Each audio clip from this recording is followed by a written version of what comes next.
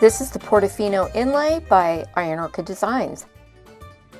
I've always wanted to go to the Amalfi Coast. I don't know that I'll get there anytime soon, but until then, I'm going to channel all things Portofino with the Portofino Inlay from IOD. I'll show you how I did all of these projects in this video. For this project, I'm using a cabinet grade birch plywood sheet that JR has cut panels out of. He's clearing his stash too. And I'll use a couple things that we found recently at an estate sale, a cutting board, and this metal container. Now let's get prepping. For the panels, I'm using our newest products from PENTART, designed to create old world style finishes for furniture, decor, and walls. For a cracked plaster and tile look, I'm going to first use the PENTART cracking plaster primer, then I will let that dry. And for this metal container, I'm using my very favorite bonding primer from PENTART. This is going to be applied in probably 2 coats, and then what I'll do is let that dry for 24 hours. This is going to allow any type of finish or decoupage to adhere to this slippery surface so much more easily.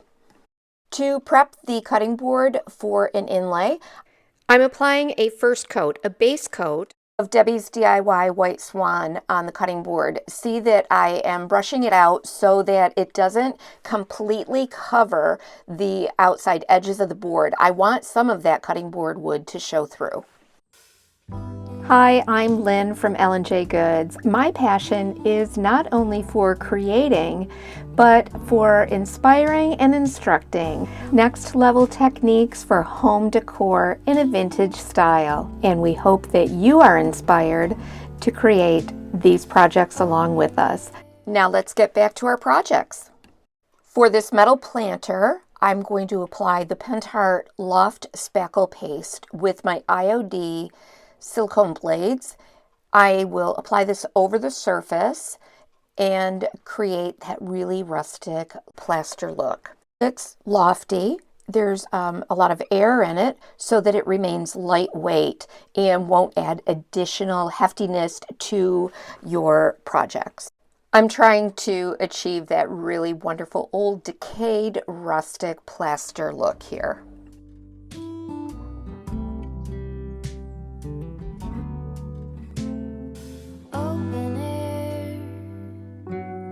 Side by side we sway there in all the colors.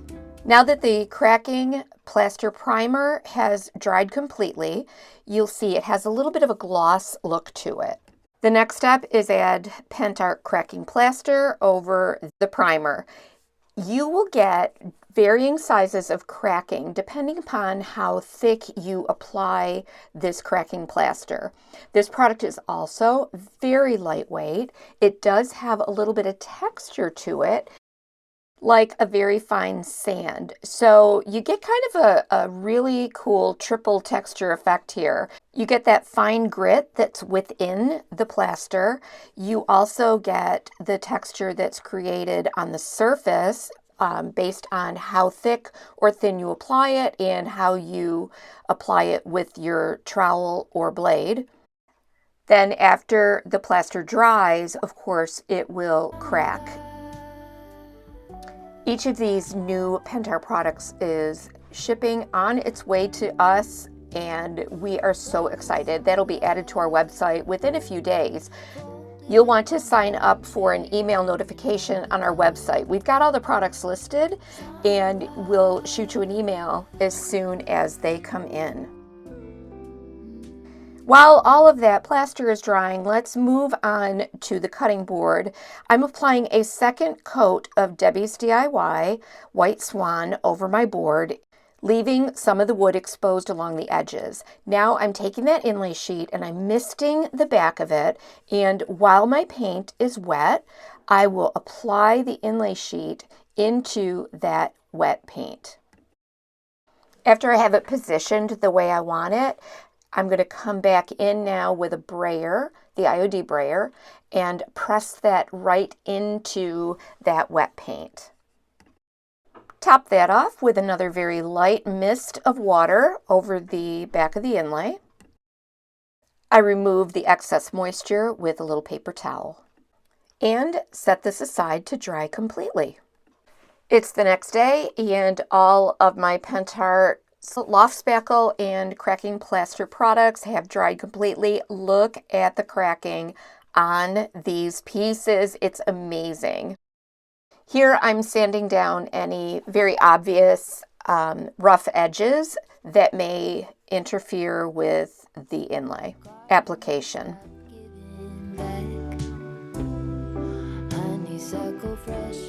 Now we want to show off those cracks with some wall lasers. This is a kind of an antiquing glaze in a dark brown, and of course it comes in other colors as well, even metallics. You can dilute it or you can add additional applications, layer the lasers over one another. I want you to see also that this cracking plaster is waterproof and it's very durable, so that I'm able to mist over the top of it or apply wet mediums without worrying about it soaking into that plaster. Because the lasers are highly pigmented, I'm able to apply it with a very wet brush and dilute the product right on top of that cracking plaster so that I can control the effect that I want.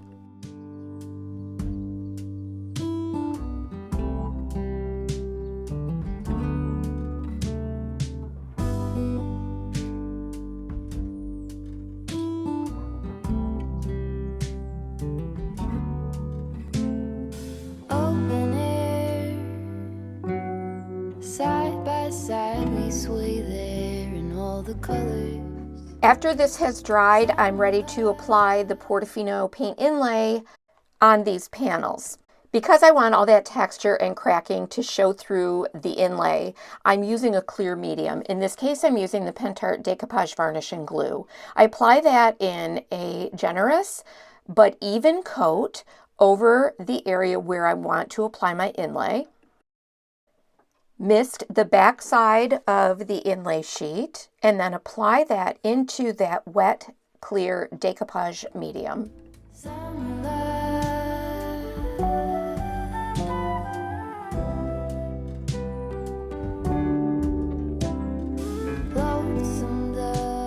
I use a brayer, then a damp paper towel so that I can really press that inlay into the texture that was created by the cracking plaster. I'm trying to work that inlay all around those ridges that have been created using the cracking plaster.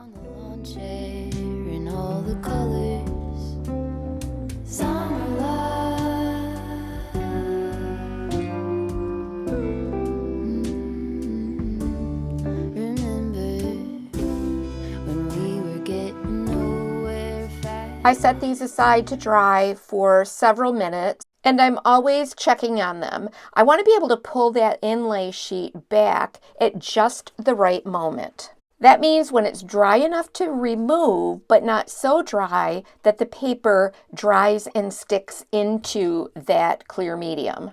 Then mist the inlay sheet and begin to pull that away. You can see that I've got some areas that are missing from the inlay, and you know what? I'm good with that. I'm going to actually make this even a little bit more rustic by going in with a slightly damp towel and moving those pigments around a little. This is exactly the kind of look that I wanted. I can also try to capture some of those missing graphics by reapplying it into the wet medium. Honeysuckle fresh cut grass. I could really use some stuff like that.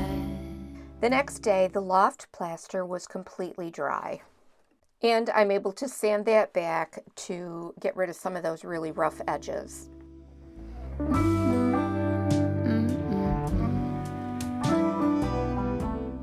I am adding the IOD Trimmings 3 mold around the top and bottom edges of this planter. I've actually cast them with the IOD air dry clay, and I will glue those in place with Titebond Quick and Thick. Thank you so much for joining us today at EJG'S. It is always our desire to share next level projects and techniques that you can use for your own home decor, the things you'll be proud of. We know you are busy, and so the fact that you join us here to watch our videos means so much to us. And we would love it if while you were here, you go ahead and click that subscribe button and the notification bell. We don't want you to miss our next projects coming up. You can also join us over on Facebook in our Insider group. It's a free group that we have put together just for our creative community. To paint this planter box, I'm using a mix of Debbie's DIY Tarnished Pearl and White Swan, and I'm going to blend those two together over the LOFT spackle and over my molds. Then I'll put that aside to dry completely.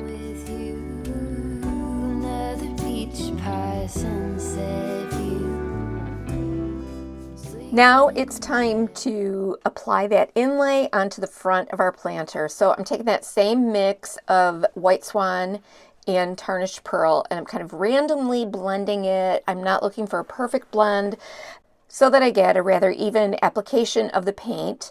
I'll follow my basic same procedure for paint inlays, mist the back of the inlay, and then apply it into the wet medium. Here, again, I'm applying it into Debbie's DIY chalk paint.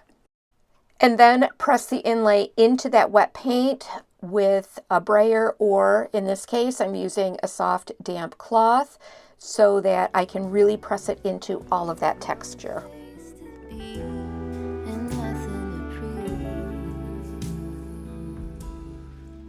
Let us know in the comments below if you have used IOD paint inlays. Tell us, do you have questions about them? Are you afraid to try? Or do you love them just as much as I do? What has been your experience with the inlays? Let's talk about finishing. After I've pulled off the inlay sheet from the cutting board, I'm going to apply Debbie's DIY Big Top. There are a few different ways that I do my finishing. In this case, I'm just applying the Big Top with a brush, going in just one direction over the inlay sheet so that I reduce any smudging or smearing. Because the inlay pigments are reactivated with water, you really do have to take special care if you decide to use this method.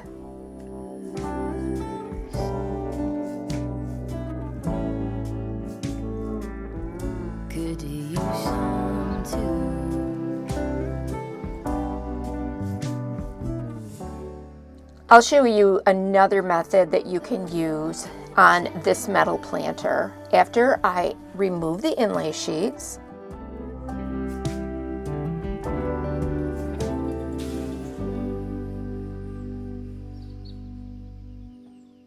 I do a little bit of smudging of those pigments just to move them around a bit and give this a more worn and aged effect, and let this inlay dry completely. You can see how easily you can move those pigments around and how reactive they are to moisture. What I've done on the planter is use some of this Krylon clear spray and done a spray coat, actually a couple of spray coats over the entire surface. This will seal those pigments in place in preparation for my final finish coat of polyacrylic or wax. I'm using wax on the planter. This is Debbie's DIY Clear Wax, which I apply first over the entire surface. Then I'll go in with the Debbie's DIY Dark Wax. Wipe away any excess wax with a soft cloth. I love how this wax really picks up the texture, not only in the molds, but in that PENTART LOFT spackle paste. Here I'm adding some additional wax to my wood panel pieces. To create an even more rustic effect, I'm going to add more texture by sanding over each of my pieces to wear away some of that surface color. Of course, then go ahead and paint your edges and the back to finish off these beautiful wall panels.